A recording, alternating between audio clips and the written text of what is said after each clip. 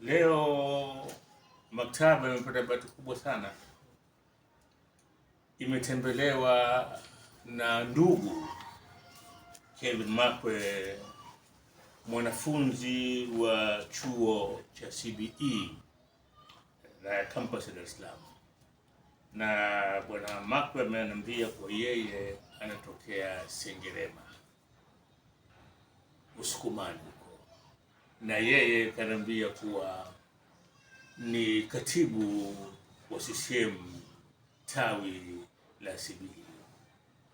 Kama siku 2-3 zilizopita akanipigia simu, akaniambia Mohamed, simu yako nimeipata na nina hamu ya kutembelea maktaba. Na leo amefika maktaba, na katika kitu ambacho Makwe amenishangaza, siku zote anapokuwa na miadi na watu basi anaweza akachelewa nusu saa, saa nzima.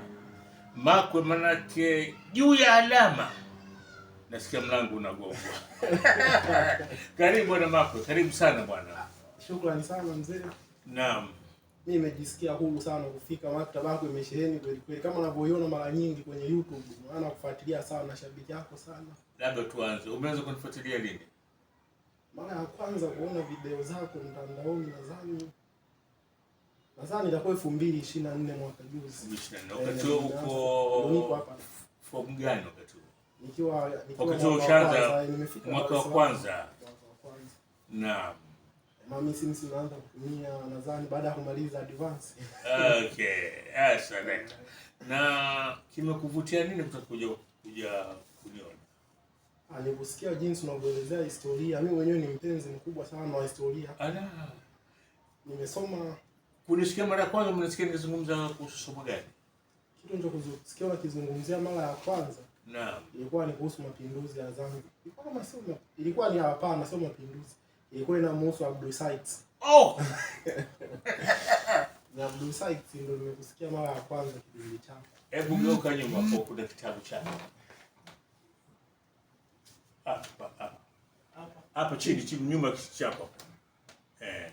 Hapa hicho chini tu hapo, ushakiona hicho. Hichi ni cha Kiingereza hicho. Ndio. Umemwona huyo ndo Abdul Sykes. Lakini kitabu hujasoma kwa? Hichi kitabu nilijaribu kutafuta kwa PDF. Uwezo ukipata. Nikosa kabisa. Juzi nakusikia. Naam.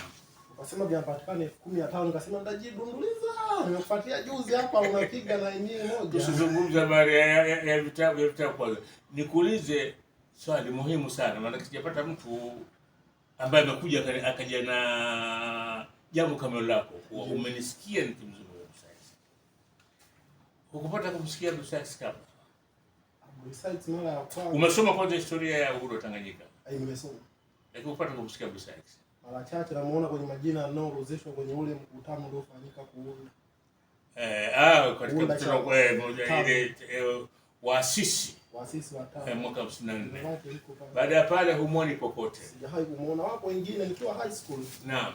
High school nimekaa pale. Mimi nimesoma PCB lakini mara nyingi watu walikuwa wanashangaa. Mtu sana sio wewe. Kwa mara nyingi nilikuwa nikiingia library yetu, si shule yetu kidogo imeanzishwa zamani nadhani 1959 hiyo shule. Shule yenu ilikuwa inaitwaje? Same Boys High School. Same Boys. Ilikuwa ya wakoloni, hata majengo yake ukiangalia. Naam. Sasa kuna library kidogo, vitabu vipo nimesoma, kuna vitabu ndo nikaona mara ya kwanza mambo ambayo nilikuwa sijawahi kuyaona mengine. Kukutana na historia za kina Paul Bomani. Paul Bomani na mzee wa kwenu huyo.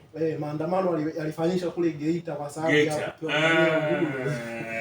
sasa ile swali nilikuwa sijawahi kusikia hadi nimefungua vitabu kule. Ndio nikawa nimeviona. Paul Bomani kafanya kazi kubwa sana. Paul Bomani ndiye alikuwa kiongozi pale wa ushirika na vile vile kwa president wa TAA. Na familia yao ni kubwa. Na ametoa pesa nyingi sana kusaidia TAA kwa harakati. Mimi nikimfahamu Paul Bomani kwa sababu mwanae familia ni mtu wote nimesoma na Smart na ndugu wake St. Jesus School. Wewe ni mtu unamjua Paul Bomani. Naam. Kwa hiyo ukanisikia nazungumza, kipi kilichokushangaza ukasikia nakisema katika maisha ya Abdul Sykes? Abdul Sykes maisha yake nikusikia mara ya kwanza nikawa nafuatia, baadaye mwaka huu mwezi wa 3 ilikuwepo kambi maalum ya mafunzo ya itikadi ya vijana wa vyuo na vyuo vikuu matawi yote ya Dar es Salaam.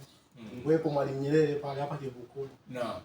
Kwenye mafunzo amekuja mkufunzi mmoja anaitwa Joel Kitu, ni katibu wa wilaya ya Kibaha. Naam. Alikuwa anatolea darasa la itikadi. Naam.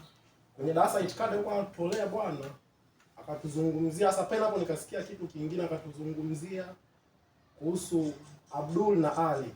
Ni ndugu. Abdul kubwa Ali mdogo. Huyu kipindi sasa mpeleza chama kilivyozaliwa yeye akaenda ndani akatuambia Abdul na Ali walikuja na mambo ya kimapinduzi, maana wameshiriki tuambia vita kama Kongo sijakosea. Hapana, walipigana vita vya pili vya dunia Bama. Bama ni Bama na akaenda kwa tuambia sasa, nikasema kumbe Abdul amepigana vita na baba yake amepigana vita vya kwanza vya dunia. Ndio. Ile 14 mpaka 18. Katika yeye babake akatoa katika jeshi la Ujerumani. Sasa waliposhinda Ujerumani hapo mkuja Uingereza, ilipokuja vita ya pili ya dunia. Hawa wanae wawili nao wakaingia kwenye jeshi la la Uingereza. Wao wakaenda kupigana Bama. Na msaiko endelea. Sasa ndo pale nikawa nimezidi tena kumjua. Sasa nikawa na hamu nijue Abdul ni nani, maana kwenye chama kidogo andiko mengi hajaelezewa kwa kiasi kile. Naam. Mimi nimesoma sana vitabu vya kumbukumbu vya chama kidogo, nimesoma sana. Naam. Abdul, kwa hiyo ile siku kidogo ile naona anamfahamu kidogo huyo Joel Kitu, ni katibu wa Kibaha hapa Kibaha mjini. Naam. Alituelezea kwa kiasi chake. Okay. Sasa ndo nikasema kwa sababu mzee namsikia kila siku akasema na kitabu ngoja natamani sasa hivi kitabu nikinunue, maana juzi hapo umezungumzia ukasema vimekuja toleo jipya. Sikiliza babako. Kitabu tutakipata wala sio bwana. Lakini tufanye mazungumzo kitabu hicho kitakupa. Wala sio kitabu utakipata bwana. Naam. Kwa hiyo bwana kwa hiyo ndio kusema historia ya chama cha tano unaijua kipo kiasi kwa kusoma.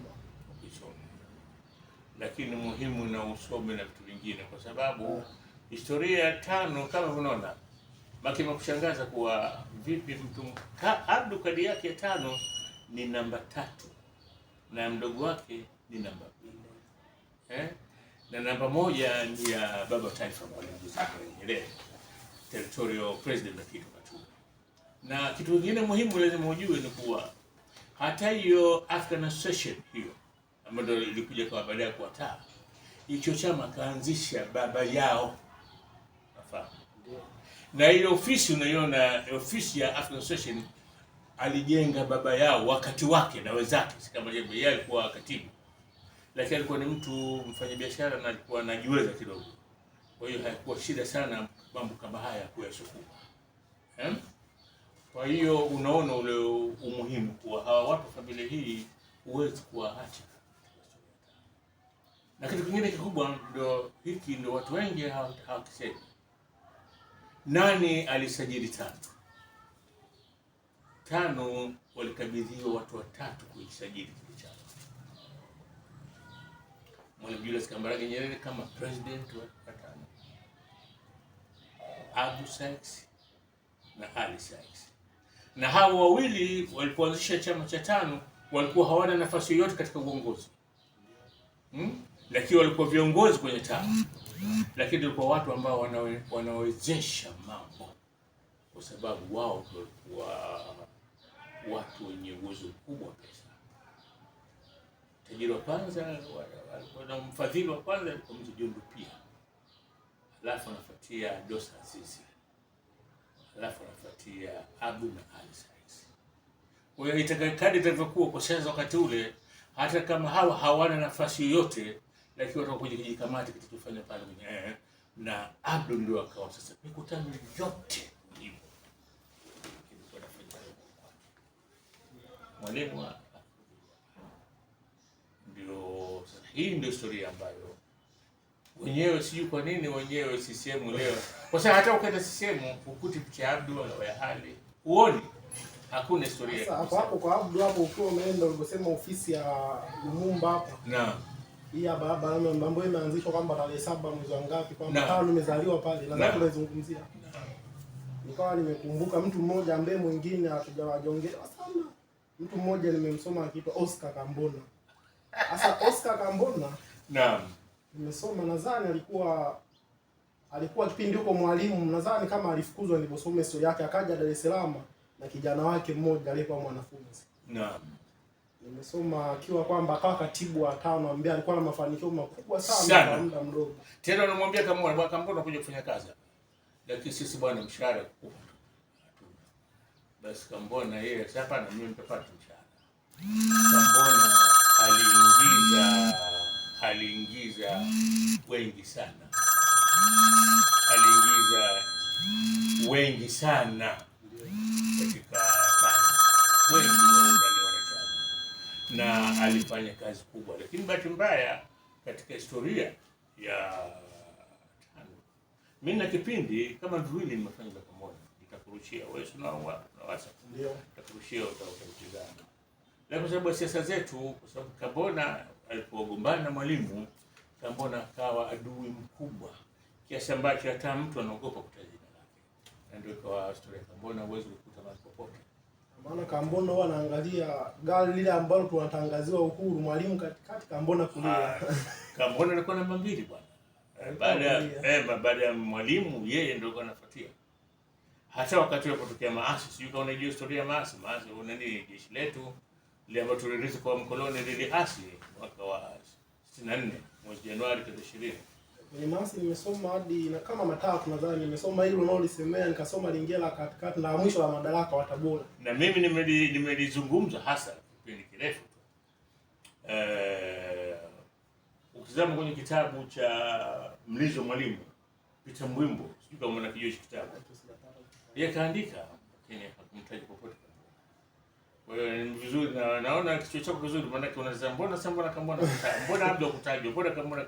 Ndio tatizo la historia yetu ilivyo, na lazima tufike mahali historia yetu irekebishe ikae vizuri. Sasa itakuwa wewe nadhani kwa sababu gani watu kama kina Abdu na Kambona tunajua kwa sababu ya uasi, labda tuseme maana Kambona anatajwa kwa uasi.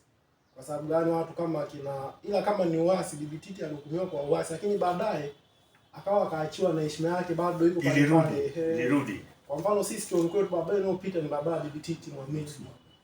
Lakini kama ingekuwa ni uasi tu kina Kambona, hasa mbona heshima yao ikurudishwa kama swala ni uasi? Bibi Titi sijui ni kitu gani, lakini Bibi Titi labda yeye mwenyewe ile kuwa yuko nchini. Na yeye mwenyewe jinsi alivyo. Na mimi siku moja Abdu Saksi ana mtoto ndugu yake Aba Saksi, ana mwanae anaitwa Musa. Kwa tunazungumza kama na wewe. Akaniambia Mohamed, mimi Bibi Titi mara kwa mara alikuwa akinipigia kama na safari, ananipigia simu nimpeleke muendesha. Basi Bibi Titi alikuwa anajua kuendesha gari na alikuwa na gari, lakini alikuwa mtu mzuri sana na hawezi kuendesha magari. Na Musa, hebu uje nichukue bwana Mwalimu, kuna harusi kwa Mwalimu. Aidha mwanae alikuwa anaoa ama anaolewa au wajukuu. Akasema Bibi Titi na yeye akaenda naye mpaka kumsasa kwa Mwalimu. Wamekaa kwa dhifa pale. Anasema akaona mwangalia Bibi Titi alipomekaa. Unajua Bibi Titi na Mwalimu wametoka mbali sana. Na nadhani walioweka jirani bila shaka katika kukaa pale kujieleza. Ile dhifa. Anasema nikaona mwangalia Bibi Titi kuzungumza na Mwalimu na huko anacheka na nini, huwezi kuamini kwa yale yaliyopita. Sasa kaanza kusema kuwa ni kuwa Bibi Titi baada ya Mwalimu kumsamehe na kumtoa jela, Bibi Titi akasema hili jambo limekwisha, si jambo la mtu kwa kukaa ukaishi nalo ndani ya nafsi. Sasa Kambona haikufikia hivyo kuwa kufikia bahali wakazungumza kwa ile kuishi na Mwalimu wengi hakuja kusema nao, mtu kama Zuberi Mtembu kusema naye mpaka wote wanaondoka duniani. Ali Saksi kwa mazungumzo wengi tu ambao walikuwa baada ya ule uhuru ikawa tena kila kitu baada ya kupatikana na zile hisani zikawa zimepotea. Sasa mimi hapa nataka nikuulize kwenye hawa watu wawili Abdu na Oscar. Asili kabisa ya kuzaliwa ya familia ya Abdu ni wapi? Abdu Mtanza. Wajerumani walipoingia hapa kuchukua koloni sasa. Ndio.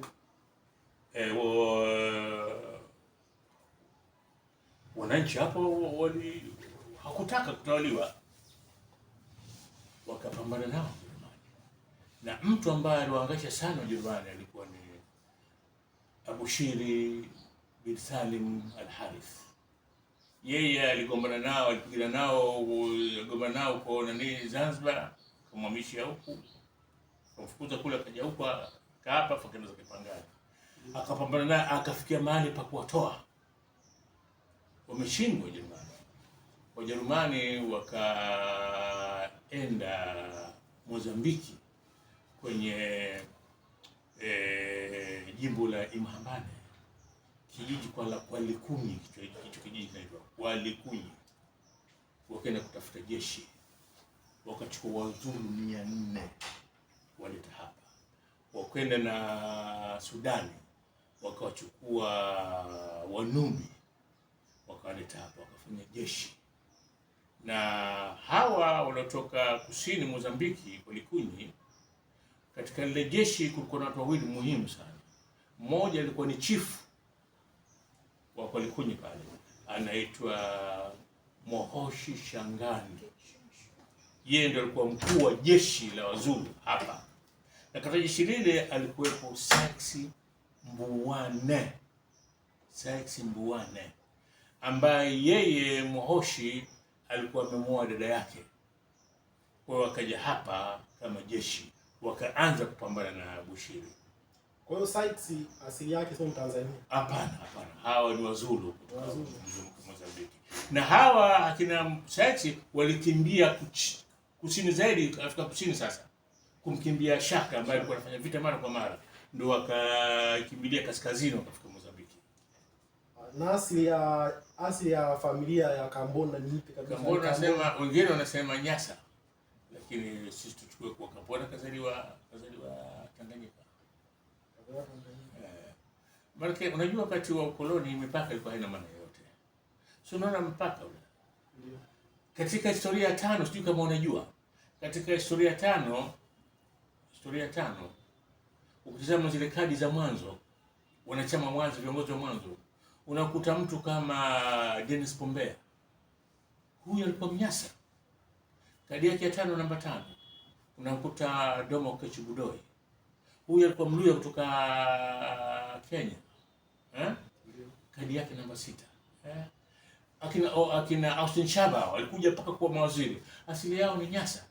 Ilikuwa hii mipaka, na sisi manake ndio ajabu ya kuwa sisi wenyewe wakati wa koloni tulikuwa manake mipaka ilikuwa haina maana. Tumekuja kuchukua nchi zetu, mipaka imekuwa jambo kubwa. Huwezi kuingia nchi ya mtu bila kutoa passport. Hasa kwenye hilo swala hapo la Kambona na Abdu, kwa tumefikia kwanza hapo tukielekea, maana Kambona alikuwa ndio hicho kipindi akiwa waziri wa mambo ya ulinzi. Kasikia siku moja ukizungumzia habari ya mapinduzi matukufu ya Zanzibar. Kwa kipindi unazungumzia. Mimi sieti matukufu, wanawaonya watu msiseme matukufu, kwa sababu mkijua historia ya kweli utasikitika, kwa sababu waliuliwa watu wengi sana. Watu wengi basi na sana. Nimejaribu kusoma kitabu ambacho ulikuwa umekielezea, nimesoma PDF yake nilipata. Kwa heri. Mimi nilikuwa msaidizi wa mwandishi wa Dr. Arthur Kasani. Kipo hapa vile vile. Niliona siku moja akizungumzia, nitafuta PDF yake nikaipata. Toka kile kitabu kilipoandikwa siku ya kwanza kimewekwa kwenye mtandao. Kwa hiyo nilisoma. Basi wewe msomaji. PDF yake nimepata, nimesoma hivi. Mako, kumbe wewe msomaji bwana. Hiki hapa bwana. PDF yake ndio kwenye simu yangu hiki nimekisoma. Kwa heri ukoloni, kwa heri uhuru. Na ni kitabu kikubwa sana, ambapo inaelezea ukiwa kwamba nani huyo mmoja ambaye kipindi anawaambia anampungia wazungu akiondoka anaambia kwa heri mkoloni. Anaambia kwa heri uhuru. Uhuru wenu unakwisha sasa. Utakuwa habla uhuru tena jiji. Naam. Nimepata ukisoma hiki. Kumbe Kumbe bwana wewe msomaji bwana. Ndio maana natamani kufika kwenye maktaba yako. Napenda sana kusoma vitabu sana. Nasema ndio nimesoma sayansi lakini na mpenzi sana wa vitabu. Inatokea hivyo. Inatokea kwa mtu anasoma somo hili. Mimi na rafiki yangu kasoma chemistry. Tena level ya chuo kikuu. Leo yeye ni mwalimu chuo kikuu wa economics. Anaitwa Profesa Mohamed Khalid Timari. Kasoma chemistry. Hata sisi mimi kama katibu pamoja na kamati yetu ya uratibu tawi la UVCCMCB. Naam.